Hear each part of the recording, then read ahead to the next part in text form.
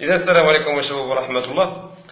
كنقلب في الانترنت كيبان لي بعض الصحف الالكترونيه متناولين واحد الخبر ديال السي عبد الاله بن كيران اللي خرج ودين على الخرجات ديالو الشعبويه. كيقول: اقسم بالله انني لن اسقط المرسومين حتى وان كلف ذلك سقوط الحكومه.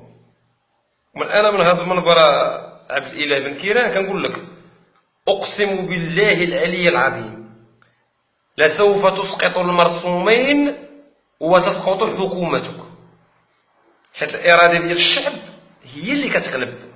حنا ما انتخبناك ووصلناك لهذاك المنصب اللي انت فيه الا باش تدافع على الهموم والمشاكل اللي كيعانيها المواطن المغربي، ماشي انت باش تفرض علينا اللي كيبان لك هذاك الشيء في الصالح ديالك انت.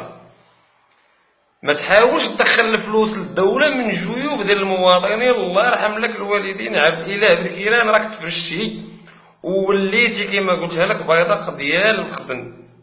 وعا تتحلف بالله ما نحلفوا بالله. وان لم يسقط المرسومين وان لم تسوى يعني المطالب الشرعيه ديال الموظفين وديال اسقاط معاشات البرلمانيين، اقسم بالله العلي العظيم انا كشخص، واعوذ بالله من قولت انا والناس اللي غيسادوني في الفيديو، لا غادي نقوم لك مسيره قلت لك من شمال المغربي الى جنوبي ونزحفوا عندك قدام البرلمان ونطالبوا ديك الساعه باسقاط الحكومه.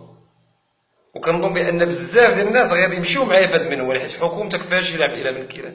قهرتينا بالزياده، قهرتينا بالخطابات الشعبويه، كتقول ولكن الفعل والتطبيق في ارض الواقع ما درتي والو. من هنا لتما خلينا لك الراحه عبد الاله، وكنحلف لك اقسم بالله حتى المرسومين غادي يتحيدوا بالاراده ديال الشعب ماشي بالاراده ديالك انت.